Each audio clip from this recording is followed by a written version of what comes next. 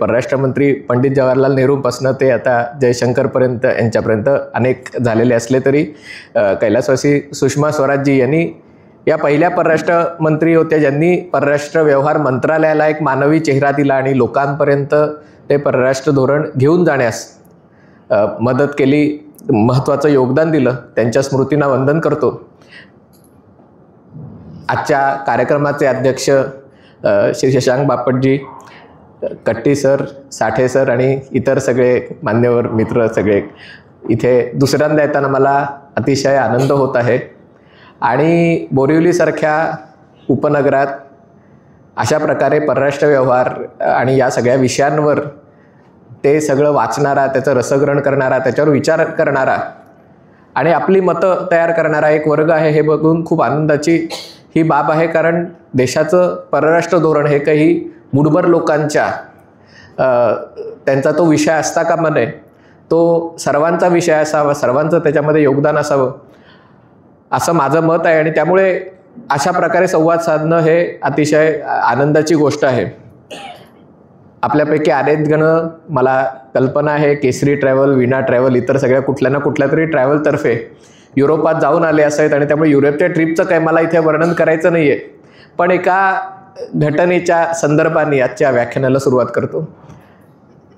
2 जून तारीख होती, 2 जून 2025 आणि आम्ही बर्लिन ते हॅम्बुर्गवरनं आणखीन एक कोपनहेगनला जाणारी गाडी पकडायची होती आणि तिकडनं कोल्डिंग नावाचं शहर आहे डेन्मार्कमध्ये, तिकडनं डेन्मार्कच्या उत्तर भागात जायचं होतं. जटलँड म्हणजे जवळजवळ 700-750 किलोमीटरचा प्रवास होता आणि 2 गाड्या बदलून पुन्हा रस्त्याने 200 किलोमीटर जायचं होतं.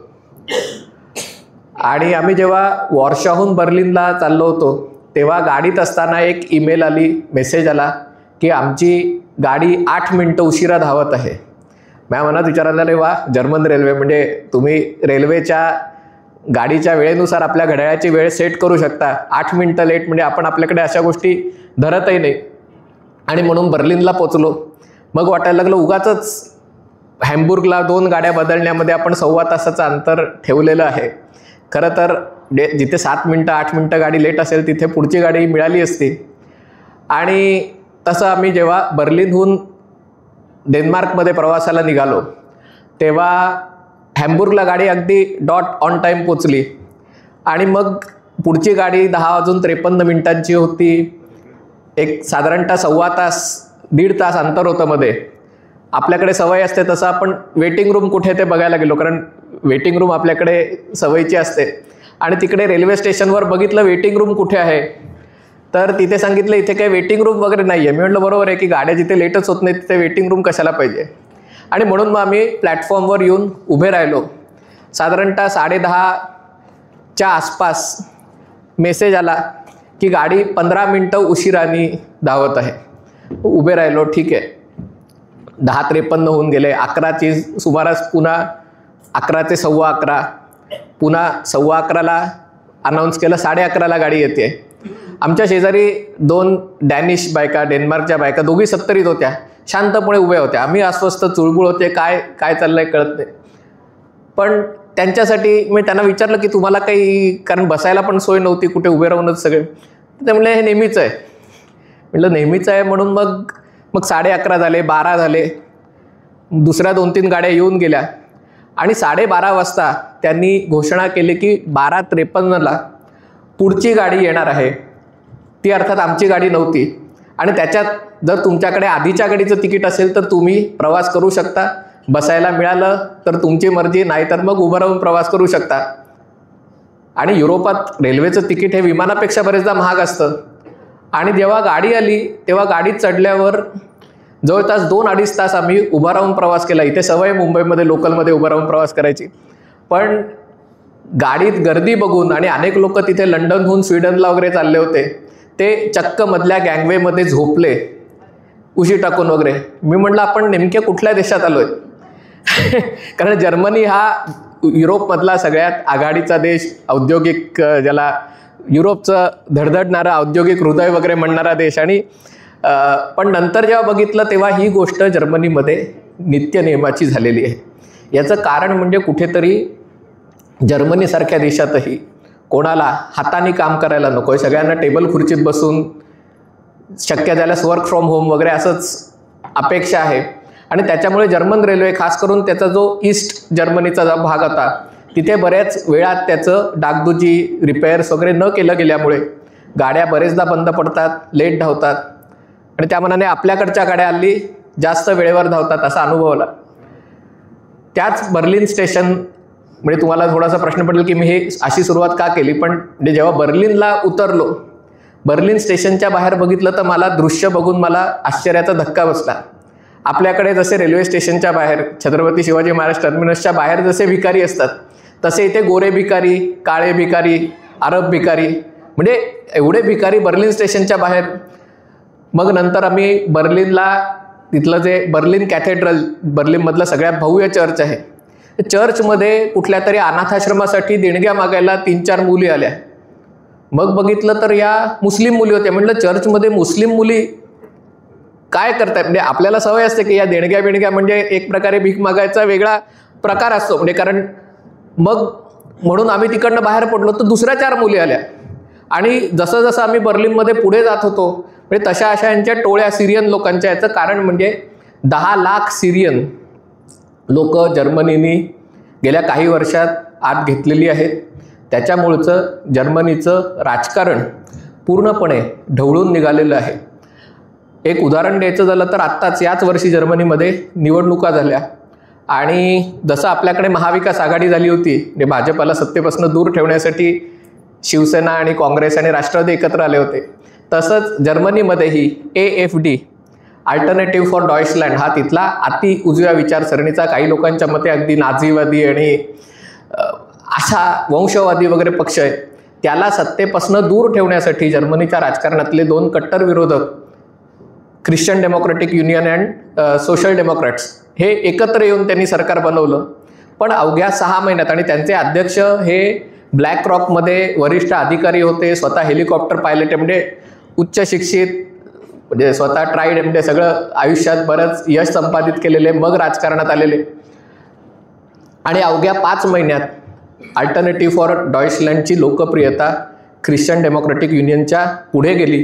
पुढच्या वर्षी जर्मनीमध्ये 6 राज्यांमध्ये निवडणुका आहेत आणि या निवडणुकांमध्ये आपल्या पक्षाचा पराभव होईल ही कुठेतरी जाणीव फ्रेडरिक मर्क्स यांना जाणवायला, म्हणजे यांना व्हायला लागले. आणि त्यामुळे अगदी परवाचाच एक इन्सिडंट आहे ते सांगतो. परवा त्यांनी पत्रकारांशी बोलताना एक वक्तव्य केलं की आपल्याला कुठेतरी आपल्या शहरांचं रूप बदलतं आहे, आपण बऱ्याच बेकायदेशीर घुसखोरांना बाहेर काढतोय, पण तरी शहराचं रूप म्हणजे कुठेतरी जर्मनी हा गोऱ्या लोकांचा देश राहिलेला नाहीये, हा मिश्रवंशीय सगळे हे जे सगळे लोक घुसखोर आलेले आहेत ते कुठेतरी आपल्याला बदलायचे. त्यांनी स्पष्टपणे बोलले नसले तरी त्याच्यावरनं त्यांना सडकून टीका झाली की केवळ 80 वर्षापूर्वी हिटलरचा तुम्ही पाडाव केलात आणि जिथे हिटलरनी ज्यू लोकांना किंवा जिप्सी, रोमा, इतर सगळ्या लोकांना केवळ ते वेगळ्या वर्णाचे आहेत, वेगळे दिसतात म्हणून लाखो लोकांचं हत्याकांड केलं, आणि तिकडे तुम्ही अशी भाषा वापरता की आपल्याला आपली शहरा वेगळी दिसतात, ती आता पूर्ववत करायचे आहेत. तेव्हा त्यांनी पत्रकारांना विचारलं की तुम्हाला मुलं आहेत का, आणि त्याच्यातही मुली आहेत का, तुमच्या मुलींना विचारा, तुम्हाला वाटतं की तुम्हाला अतिशय स्पष्ट उत्तर मिळेल की आपली शहरं कशी झालीत त्याच्याबाबत ते. आणि त्यामुळे मी माझं कुठलाही शब्द परत घेणार नाही आहे, कारण मी जे बोललोय ते ठाम बोललोय. हे जर्मनीचे अध्यक्ष बोलले, त्याच्यावर पुन्हा टीका झाली त्यांच्यावर, आणि तिथेही पुरोगामी विचारांचे भरपूर लोक आहेत. त्यामुळे तिथे महिलाही रस्त्यावर आंदोलनाला उतरल्या की आम्हाला अरब लोकांच्यात सुरक्षित वाटतं, म्हणजे सिरियन लोकांच्यात. आणि त्यामुळे पण सांगायचा मुद्दा हा की जर्मनीत अवघ्या 6 महिन्यात 1-2 सत्ताधारी आणि विरोधी पक्षांनी मिळून बनवलेलं सरकार आज कुठेतरी नवीन आलेल्या पक्षाला, जो पक्ष कुठेतरी 2-4% मतं मिळवणारा पक्ष होता, तो आज जर्मनीतला सगळ्यात लोकप्रिय पक्ष आत्ता तिथल्या क्षितिजावर दिसत आहे. कदाचित पुढच्या निवडणुकीत तो सत्तेवर येईल. आणि हे फक्त जर्मनीत चालू आहे का, तर नाही. ब्रिटनमध्ये उदाहरण घ्या, म्हणजे आत्ताच ब्रिटनचे पंतप्रधान सर कीर स्टारमर आपल्याकडे आले होते. अर्थात भारतात होतं, पण पंतप्रधान नरेंद्र मोदी आणि स्टारमर एकत्र या जिओ सेंटरला तिथे कार्यक्रम होता. स्टारमरला काय फार कोणी टाळ्या वाजवल्या नाहीत. मोदी आले तेव्हा टाळ्या, अर्थात ठीक आहे भारतात आहेत आणि त्यामुळे मोदींची लोकप्रियता टाळ्या वाजवणं समजू शकतो, पण तो टाळ्यांचा कडकडाट झाला. 11 वर्ष सत्तेवर असल्यानंतरही त्याचा हेवा वाटल्याचं स्टारमर यांच्या चेहऱ्यावर दिसत होतं की आपल्याला येऊन जेमतेम 1.25 वर्ष झालं आणि 2/3 बहुमताने आलेले कीर स्टारमर आज ब्रिटनमध्ये अशी परिस्थिती आहे की तिकडच्या राजकारणातली, ज्याला मनसे म्हणता येऊ शकेल, म्हणजे गेल्या निवडणुकीत त्यांना अवघ्या 650 पैकी 4 का 5 जागा मिळाल्या. त्या पक्षाच्या म्हणजे नायजेल फराज हे पुढचे पंतप्रधान होतील अशी आत्ता भाकीतं वर्तवायला सुरुवात झालेली आहे. म्हणजे एवढी त्यांची लोकप्रियता वाढलेली आहे. आणि स्टारमर ज्यांना 2/3 जागा त्यांच्या पक्षाला, लेबर पक्षाला मिळाल्या होत्या, त्यांना 100-125वर समाधान मानावं लागेल अशी आत्ता परिस्थिती आहे. त्याच्यातही त्या पक्षाची शक्ल होण्याची भीती, त्याच्यातही जे पाकिस्तानी मूळचे लोक आहेत किंवा त्यांनी की हे सरकार फार मुसलमान विरोधी आहे वगैरे म्हणून वेगळा पक्ष काढण्याच्या मनस्थितीत आहे. एक टॉमी रॉबिन्सन म्हणून जो एका प्रकारे रस्त्यावरचा गुंड म्हणून त्याची प्रतिमा निर्माण केली गेली, त्याला मुस्लिम विरोधी किंवा स्थलांतरितांविरोधी वक्तव्य केल्याबद्दल तुरुंगात टाकण्यात आलं. त्याची ही लोकप्रियता एवढी प्रचंड वाढलेली आहे की त्यांनी एक मोर्चा काढला तर त्याला 20 लाख लोक, अर्थात BBC सांगितलं 1.25 लाख होते, पण गर्दी बघितली तर लाखो लोक रस्त्यावर. म्हणजे कुठेतरी ब्रिटनसारख्या देशातही जी लोकशाहीची जननी आपण म्हणतो तिथेही ही जी अस्वस्थता आहे ती जाणवत आहे. फ्रान्सचं उदाहरण घ्या, गेल्या 3-4 वर्षात 5 पंतप्रधान तिकडे बदललेले आहेत आणि आत्ताचे जे पंतप्रधान आहेत सेबॅस्टियन लुकार्नो, त्यांना तर काहीतरी 4 का 9 सप्टेंबरला त्यांची नेमणूक केली. तिथे अध्यक्ष पंतप्रधान नेमतात, त्यांना मंत्रिमंडळ बनवायला सांगतात आणि मग त्याला विश्वासदर्शक प्रस्ताव त्याला सामोरं जायचं असतं, बजेट मंजूर करून घ्यायचं असतं. त्यांनी मंत्रिमंडळ नेमायला जवळपास 3-3.5 आठवडे घेतले आणि मंत्रिमंडळ नेमल्यावर दुसऱ्याच दिवशी त्यांचं सरकार पडलं. कारण ज्या नेत्यांनी फ्रान्सची अर्थव्यवस्था डब्यात घातली होती त्याला संरक्षण मंत्री म्हणून नेमण्यात आलं, याच्यावरनं ते जे मंत्रिमंडळ होतं त्याच्यामध्ये मतभेद उफाळून आले. त्यांनी राजीनामा दिला आणि इमॅन्युअल मॅक्रोननी त्यांना पुन्हा पंतप्रधान केलं, पुन्हा त्यांनी शपथविधी झालं, मग पुन्हा नवीन बजेट आणि आत्ता त्याला विश्वासदर्शक प्रस्ताव मंजूर झाला असला तरी किती काळ फ्रान्समध्ये हे सरकार टिकेल सांगता येत नाही. जपानमध्येही अशीच अवस्था. शिंजो आबे पंतप्रधान जवळजवळ 9 वर्ष 2 टर्ममध्ये, आणि पण जवळपास 9 वर्ष ते पंतप्रधान होते आणि गेल्या 5 वर्षात 4 पंतप्रधान बदललेले आहेत. अमेरिकेत तर सांगायला नको, आपण सगळेजण अमेरिकेचं राजकारण अगदी क्लोजली फॉलो करत असाल, पण जो गोंधळ तिकडे चालू आहे ज्याला शटडाऊन म्हणतात, कारण कुठेतरी सत्ताधारी आणि विरोधी पक्ष आणि कुठेतरी फक्त सत्ताधारी पक्ष, कारण सत्ताधारी पक्षाचं बहुमत आहे दोन्ही सभागृहामध्ये, सिनेटमध्ये आणि हाऊस ऑफ रिप्रेझेंटेटिव्हमध्ये, पण तरी देखील जो खर्च करायचा आहे तो नेमका कुठल्या गोष्टींवर करायचा, तो श्रीमंतांसाठी करायचा का गरिबांसाठी किंवा मध्यमवर्गीयांसाठी करायचा, आरोग्यावर करायचा, शिक्षण व्यवस्थेवर करायचा, याबद्दलचे मतभेद इतके तीव्र आहेत की कुठेतरी अर्थसंकल्प मंजूर होऊ शकला नाही. आणि 1 ऑक्टोबरला शटडाऊन म्हणजे गव्हर्नमेंट शटडाऊन म्हणजे जे तात्पुरते कर्मचारी असतात सरकारचे म्हणजे किंवा त्या सगळ्या गोष्टी बंद होतात, कारण त्या चालू ठेवण्यासाठी लागणारा जो निधी असतो, बजेट असतं, ते मंजूर होऊ शकत नाही. याच्या आधी अमेरिकेत अनेकदा शटडाऊन झालेलं आहे, म्हणजे असं नाही की ही पहिली वेळ आहे, पण याच्यापूर्वी शटडाऊन झालं की कुठे 2 दिवस 4 दिवस 1 आठवडा त्याच्यात काहीतरी त्यातनं तोडगा निघायचा. आता आज आपण 26 ऑक्टोबर होत, म्हणजे जवळपास 4 आठवडे होत आलेत, पण हे शटडाऊन काढल्या जाण्याची कोणतीही लक्षणं अमेरिकेमध्ये नाही आहेत. अमेरिकेत H1Bचा निर्णय जो कसा झाला त्याची कहाणी तर आणखीनच मनोरंजक आहे. म्हणजे आपल्याला वाटतं कुठेतरी भारताला लक्ष करण्यासाठी हा H1Bचा निर्णय हा केला गेला, पण जे मी ऐकलेलं आहे त्याच्यात असं होतं की त्यांनी डोनाल्ड ट्रम्प यांनी एक ट्रम्प कार्ड म्हणून की पैसे द्या आणि अमेरिकेचं नागरिकत्व किंवा लॉंग टर्म रेसिडेन्सी घ्या, हे ट्रम्प कार्ड काढलं होतं. आणि त्यांच्यात समर्थकांना म्हणजे आपल्याकडे जसे सोशल मीडियात इन्फ्लुएन्सर असतात की ज्यांच्या सोशल मीडिया पोस्टनी, ट्विटनी, व्हिडिओनी लाखो मतं मिळू शकतात, असं सरकारला वाटतं, मिळतात की नाही माहिती नाही, पण अशा लोकांना काही त्यांनी त्यांच्यासमोर हा प्रस्ताव मांडला की आम्ही ट्रम्प कार्ड आणतोय, तर ते सगळे भडकले की आम्ही इथे लोकांना बाहेर काढायला बसलोय आणि तुम्ही बाहेरच्या लोकांना नागरिकत्व देताय. असं झालं तर अमेरिकेत किती लोक येऊ शकतील. मग त्यांना खुश करायला म्हणून की ठीक आहे तुम्ही ट्रम्प कार्ड मान्य करा आणि त्याच्या बदल्यात आपण H1B व्हिसावाल्यांसाठी शुल्क लावू, तो निर्णय घेतला गेला, तो घोषित केला गेला.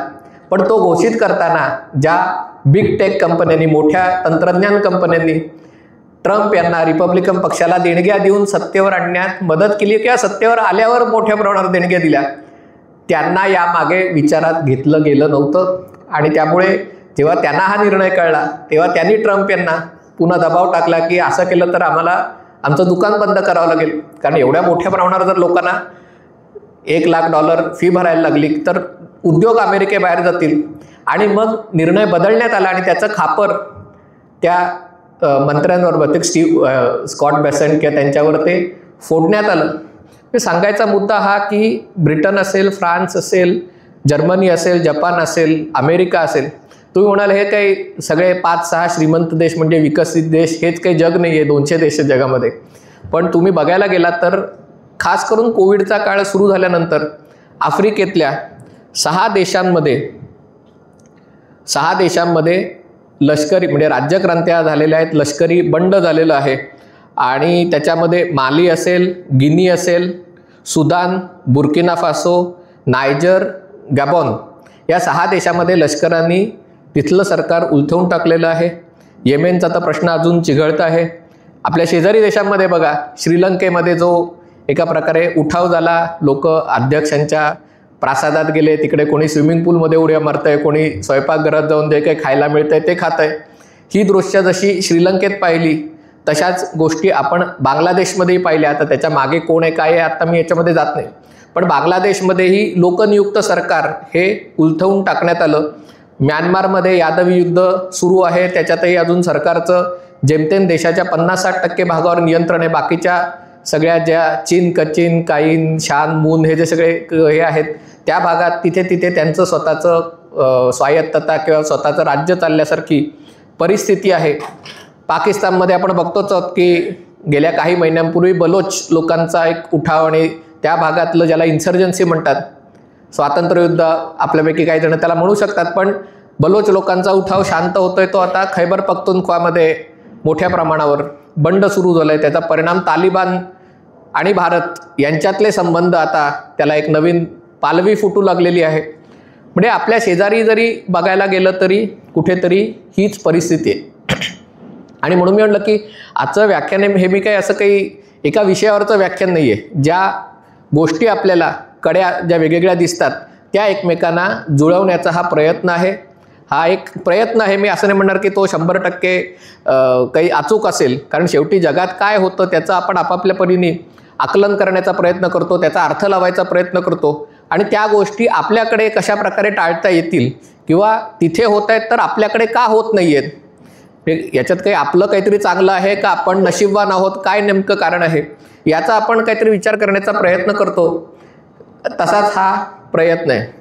तर मला असं वाटतं की जगात जे काही बदल गेल्या 10-12 वर्षामध्ये मोठ्या प्रमाणावर होऊ लागलेले आहेत आणि त्याची चिन्ह आपल्याला भारतातही दिसलेली आहेत. म्हणजे साधारणतः तुम्ही 10-12 वर्षापूर्वीचा कालखंड बघा तर आपल्याकडेही तेव्हा मराठा आरक्षण, पटेल आरक्षण, जाट आरक्षण, आताही अजूनही ओबीसी, धनगर म्हणजे वेगवेगळ्या कम्युनिटीजचं, वेगवेगळ्या जाती समूहांचं आपल्याला सरकारी नोकरी मिळावी किंवा आपल्याला एक कायमस्वरूपी नोकरी मिळावी यासाठीचं जे आंदोलन आहे, शिक्षणात अधिक वाटा मिळावा, ते आपल्याकडेही होत आहेत. पण जी ब्रेक्झिटची गोष्ट झाली म्हणजे ब्रिटनमधल्या लोकांनी युरोपमधनं बाहेर पडण्यासाठी मतदान केलं आणि त्याच्यातही कुठेतरी 50.5 विरुद्ध 49.5% मताधिक्याने त्यांनी ब्रिटनमधनं बाहेर पडण्यासाठीचा जो निर्णय घेतला त्याचे परिणाम ब्रिटन जवळपास 10 वर्ष झाली तरी भोगतंय, त्याच्यातनं ते बाहेर पडू शकलं नाही आहे. त्याच आसपास अमेरिकेतही ज्याला टी पार्टी मुवमेंट म्हणतात की त्यांना वाटायला लागलं की हे जे आपण ज्यांना मतदान करतो रिपब्लिकन पक्षाचे लोक हे सगळे भ्रष्ट आहेत. म्हणजे ते गप्पा मारतात की अमेरिकेला या सगळ्यापासनं भांडवलशाहीवादी देश आहेच आहे, पण या सगळ्या लोकांचं वेगवेगळ्या लॉबीजची साठलोट आहे आणि त्यांच्याकडनं पैसे घेऊन त्यांच्या मूळ मतदाराचं हे लोक ऐकत नाही आहेत, प्रतारणा करतायत. आणि त्याच्या विरुद्ध जे बंड अमेरिकेत झालं त्याच्यातनं डोनाल्ड ट्रम्प यांना पहिले सत्तेवर आणलं आणि आज तुम्ही बघाल तर अमेरिकेतल्या जुन्या रिपब्लिकन पक्षातले जवळपास सगळेच्या सगळे लोक, मग त्याच्यामध्ये बुश असतील, चेनी असतील, सगळे लोक ट्रम्प विरोधात आहेत. पण रिपब्लिकन पक्ष हा ट्रम्प पक्ष असल्यासारखा त्याच्यावर त्यांचा ठसा उमटलेला आहे. इस्रायलमध्ये तीच अवस्था आहे. तुम्ही देश बघायला गेला, जपानमध्ये आत्ता हे जे सरकार पडलं ते कुठेतरी आधीच्या सरकारनी कणखरपणा न दाखवता ट्रम्प यांच्यापुढे लोटांगण घातलं आणि अमेरिकेत गुंतवणूक वगैरे करण्याची तयारी दाखवली. त्याच्यामुळे पक्षाच्या अंतर्गत विरोधातनं ते सरकार पडलं. कदाचित जपानचे राजकारण आपल्याकडचं आपल्यासारखं निगरगट्ट नसल्यामुळे ते लगेच राजीनामा देतात, टिकून राहत नाहीत. पण तिथे सरकार पडलं, ते आता नवीन पंतप्रधान टाकायची सनई म्हणून ते आत्ताच पंतप्रधान झालेले आहेत. मला आय थिंक पुढच्या 8-10 दिवसात पंतप्रधान नरेंद्र मोदी जपानला जाणार आहेत. पण त्यांची ओळख आहे ती एका प्रकारे कणखर भूमिका घेणाऱ्या नेता म्हणून त्यांची ओळख आहे. पहिल्या महिला पंतप्रधान आहे. म्हणजे हे बदल जगात घडत आहेत. हे गेले 10-12 वर्ष जे प्रस्थापित जे राजकारण होतं, डावं उजवं, उदारमतवादी अधिक रूढीवादी असे जे 2 तट पडले होते, त्याच्यामध्ये खूप मोठ्या प्रमाणावर बदल होत आहेत असं जाणवण्यासारख्या गोष्टी घडत आहेत. जेव्हा आपण विचार करतो की हे का होत असावं, याच्या मागचे फॅक्टर्स काय बदललंय नेमकं, तर मला असं वाटतं की 4-5 गोष्टी आहेत की ज्याच्यामुळे या जगाच्या अर्थकारणावर, राजकारणावर, समाजमनावर खूप मोठ्या प्रमाणावर परिणाम होत आहेत. तर मला असं वाटतं ते कुठले फॅक्टर असावेत, तर पहिली गोष्ट इंटरनेट आणि समाज माध्यमांमुळे जगातल्या 700-750 कोटी लोकांना एकमेकांशी जोडलं आहे.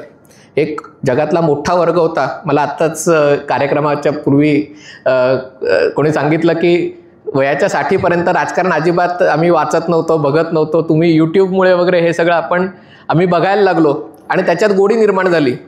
आणि ही परिस्थिती जगात सगळीकडे झालेली आहे की जो एक खूप मोठा वर्ग होता, जो काही कारणास्तव राजकीय चर्चा, संवाद याच्यापासून दूर होता, कदाचित त्याला रस नव्हता, कदाचित त्याच्याकडे ती माध्यमं नव्हती, तो या व्हॉट्सअपमुळे, फेसबुकमुळे, ट्विटरमुळे हा राजकारणाशी आणि या चर्चेशी जोडला गेला.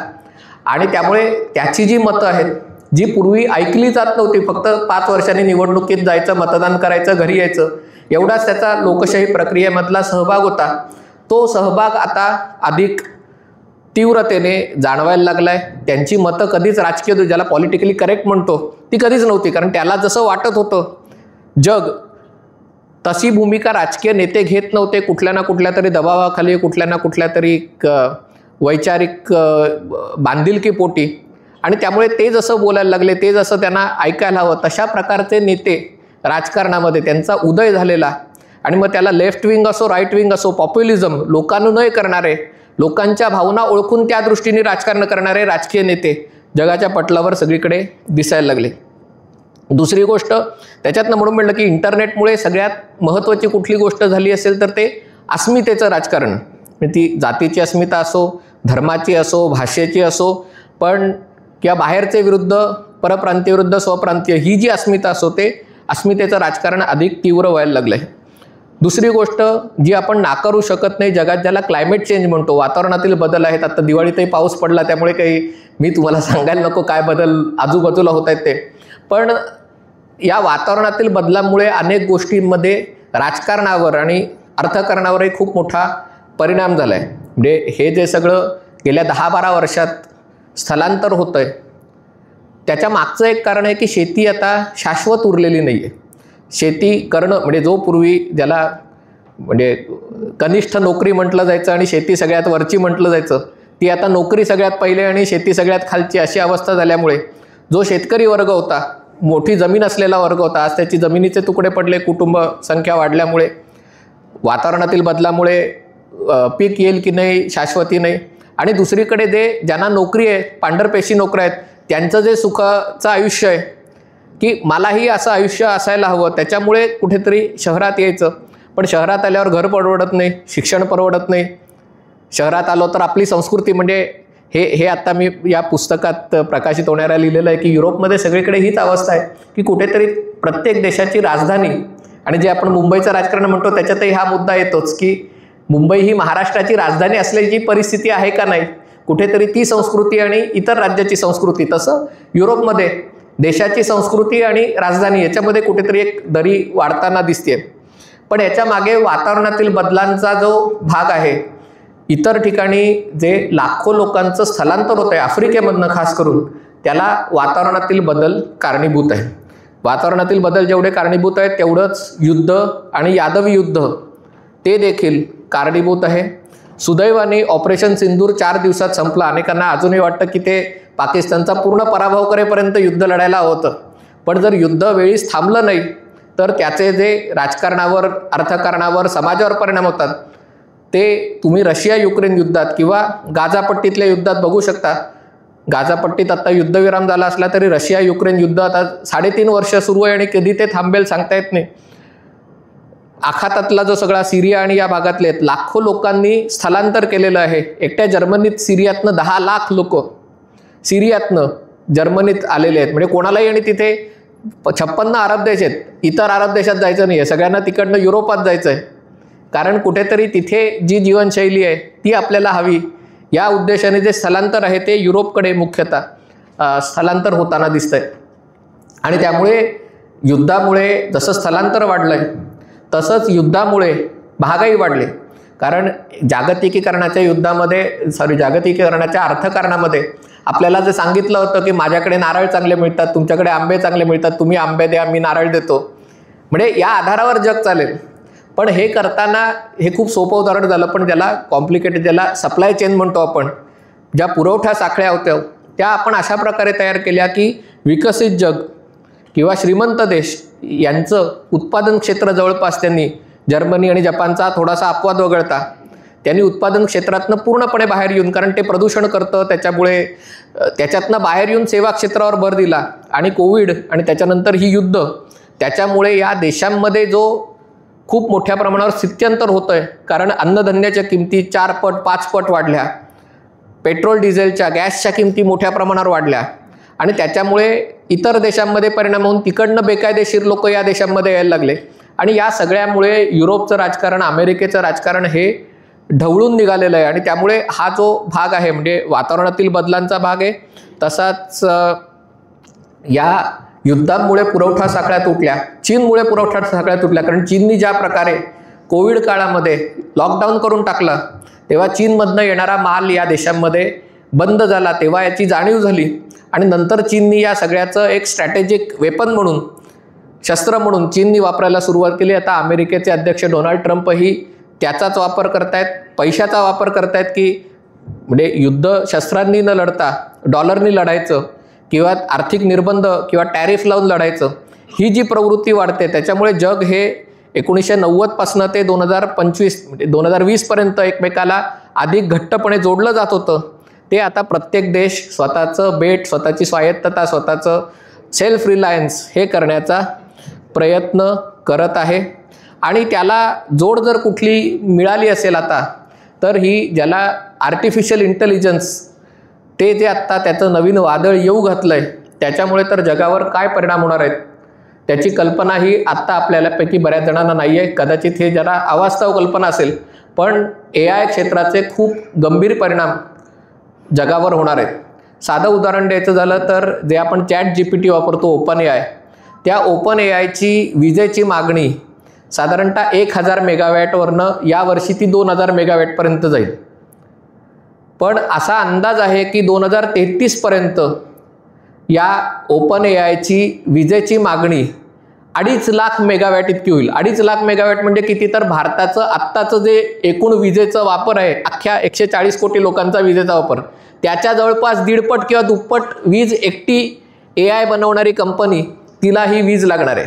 आता ही वीज तयार कशी करणार, कोणाकडे उत्तर नाही की आपण small modular reactor, nuclear energy वापरू, कोणी म्हणतात सोलर मोठे, ज्याला सोलर फार्म किंवा असं हे तयार करू, ग्रीन हायड्रोजन, म्हणजे आता त्या दृष्टीने काम सुरू आहे. पण सगळ्यात बिग टेक कंपन्या आता ऊर्जा, ठीक आहे तुम्ही ऊर्जा उत्पन्न करणार, ट्रान्समिशन कसं करणार, एका ठिकाणून दुसरीकडे वीज वहन कसं करणार. आणि त्यामुळे जिथे केवळ भांडवलशाहीवर आधारित व्यवस्था होती, जी गोष्ट आपल्याकडे पुण्यामध्ये झाली, बेंगलोरला झाली, म्हणजे बेंगलोरला मी 1990-91 साली गेलो होतो आणि तिथे एक सर्कल होतं, 25 सिनेमा थिएटर होते आणि तेव्हा 15 रुपये 20 रुपयात सिनेमाचं तिकीट मिळायचं. जेव्हा बेंगलोरमध्ये IT क्षेत्र आलं आणि फोफावलं, तेव्हा 500 रुपये खर्च करूनही तिकीट मिळेन असं झालं. आणि त्यामुळे जो बेंगलोरचा मूळ निवासी होता त्याला वाटलं की आपल्याला या आपल्या शहरात कोणी म्हणजे सिनेमा बघायचा तरी आपल्याला सिनेमा बघायची सोय नाही आहे, कारण हे जे सगळे IT क्षेत्रात आलेले लोक आहेत त्यांना शनिवार रविवार पैसे खर्च नाही केले तर करणार काय पैशाचं. त्यामुळे तो जो फॅक्टर अमेरिकेत आत्ता असं झालं की गेल्या 1-1.5 वर्षात अमेरिकेच्या काही राज्यांमध्ये विजेचे दर हे जवळपास दुप्पट झालेले आहेत.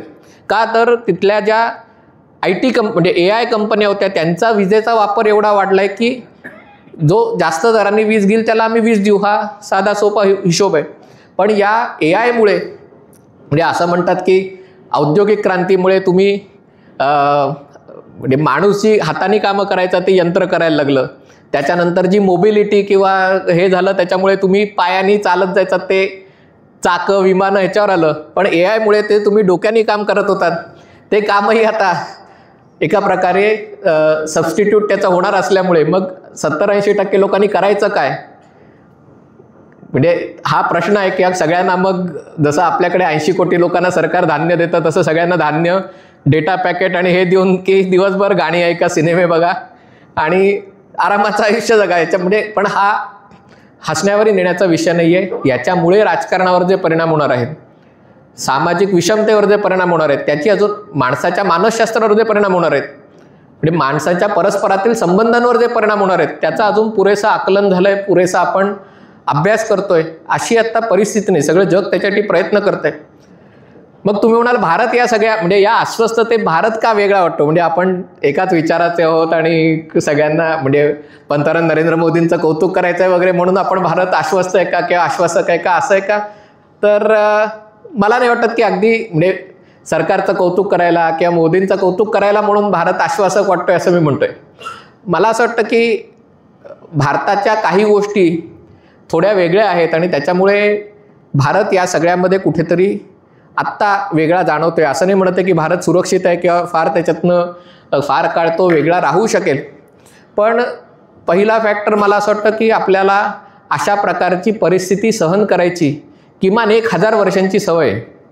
म्हणजे आपण आपला इतिहास जर बघितला तर आक्रमकांचा काळ आणि त्याच्यामुळे समाजात होणारी स्थित्यंतरं आणि त्याच्यातला जो रेझिलियन्स आहे की अशा परिस्थितीत, आणि अगदी आत्ताचं उदाहरण घ्या, कोविड काळातही जेव्हा असं एक भीती व्यक्त केली होती की प्रेतांचा खच पडेल, लाखो करोडो लोक मरून पडतील किंवा लोक रस्त्यावर उतरतील, व्यवस्था उलथवून टाकतील, अनेक ठिकाणी परिस्थिती वाईट होती, म्हणजे काही त्याच्यामध्ये नाकारण्याचं कारण नाही आहे.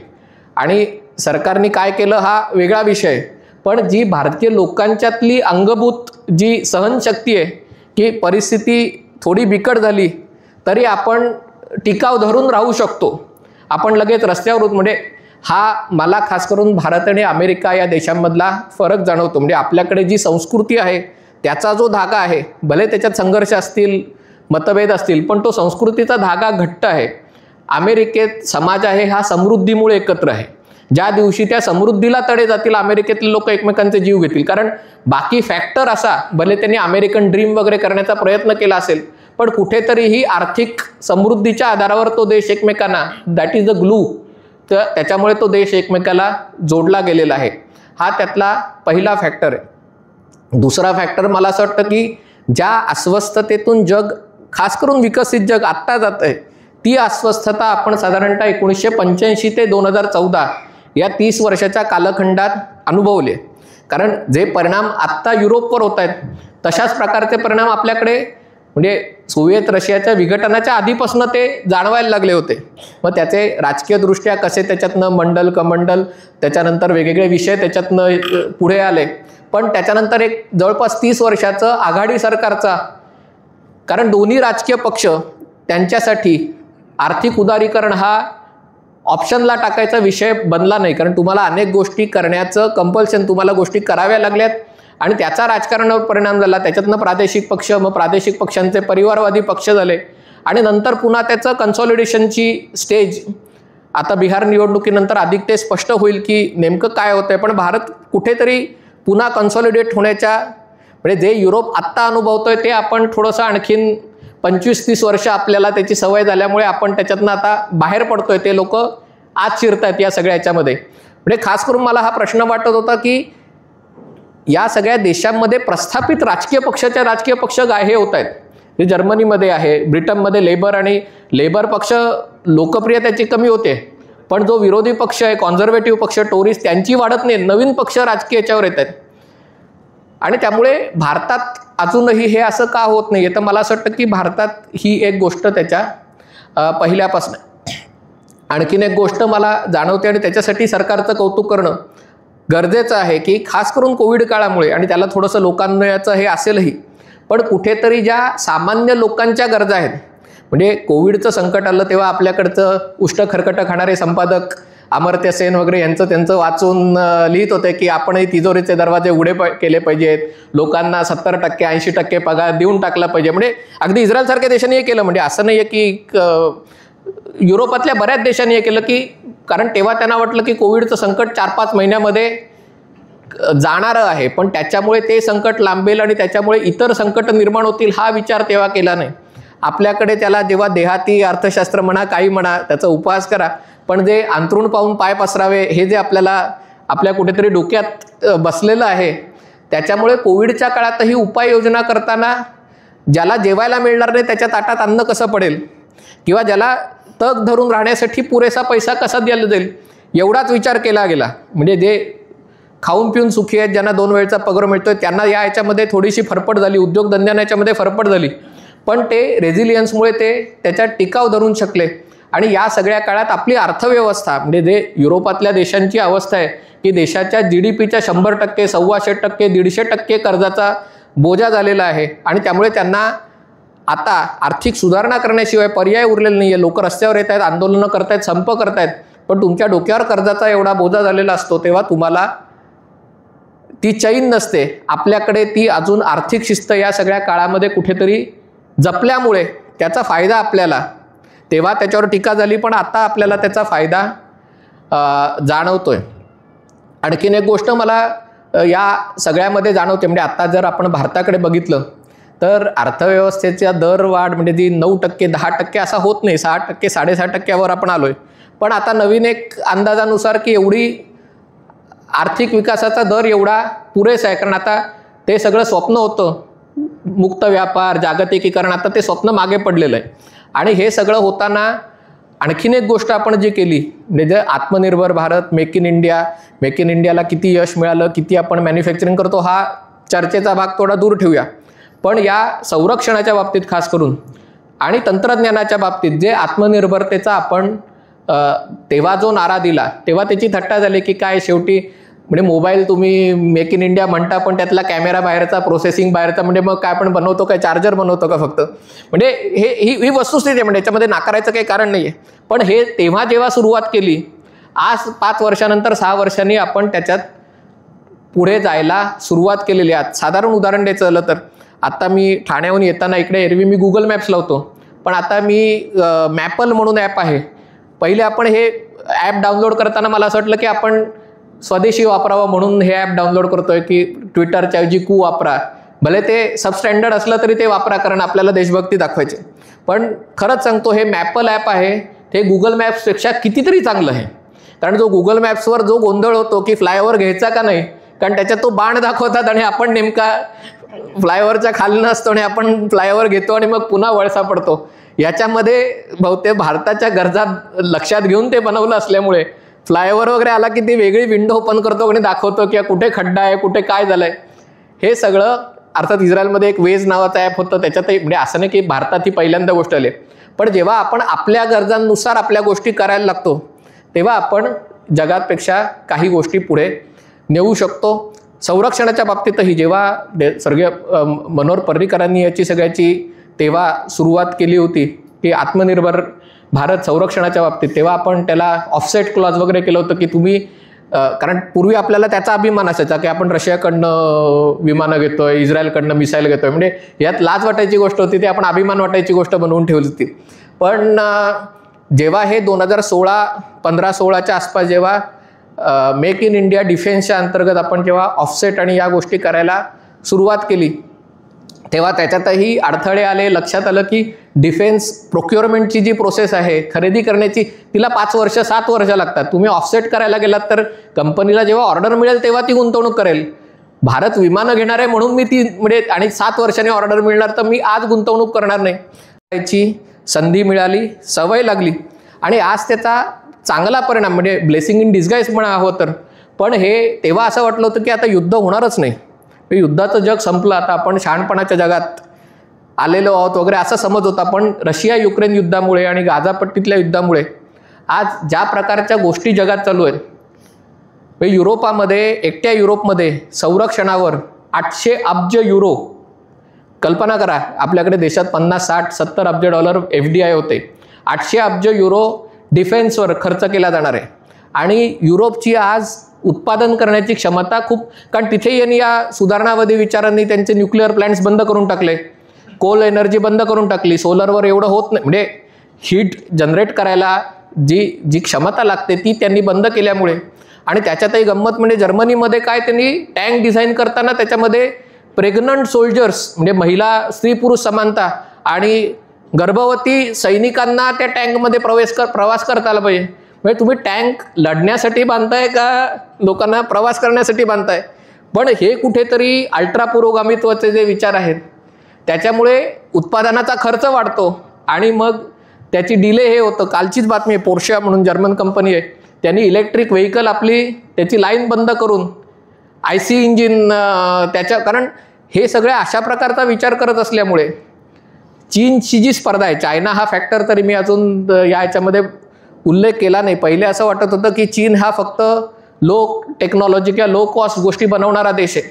पण आज ही जी सगळी कटिंग एज जी क्षेत्र आहेत त्याच्यात जे आव्हान चीननी उभं केलं आहे, मग ते इलेक्ट्रिक मोबिलिटी असो आणि नुसतं त्याच्यात चांगलं उत्पादन करणं नाही तर त्याच्या संपूर्ण सप्लाय चेनवर कंट्रोल करणं, रेअर अर्थ मिनरल्स असो.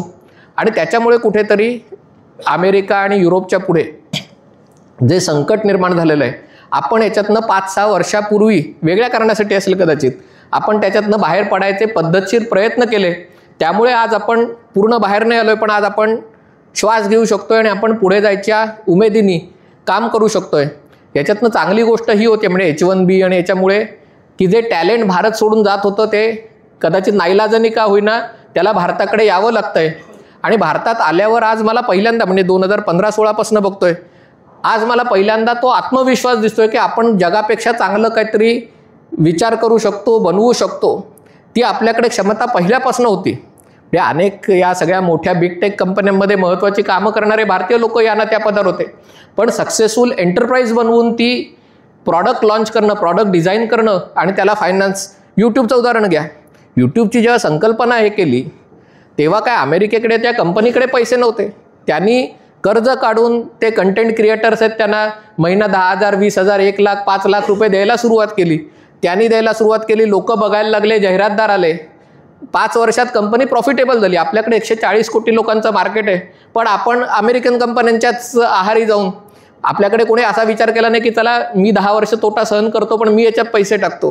पण आज तो आत्मविश्वास कुठेतरी जाणवायला लागलेला आहे. अर्थात अजूनही बऱ्याच गोष्टी पार करायच्या आहेत, अनेक स्पीड ब्रेकर अजूनही आहेत.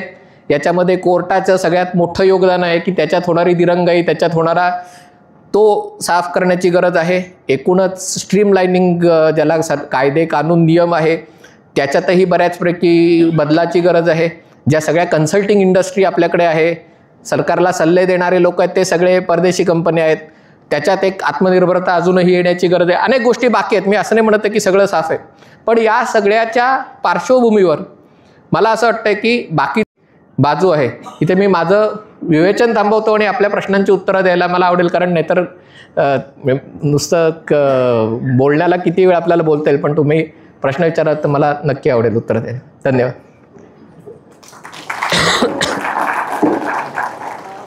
तुम्ही प्रश्न ज्यांना विचारायचे हात वर करा, 1 बाय 1 ते उत्तरं देतील.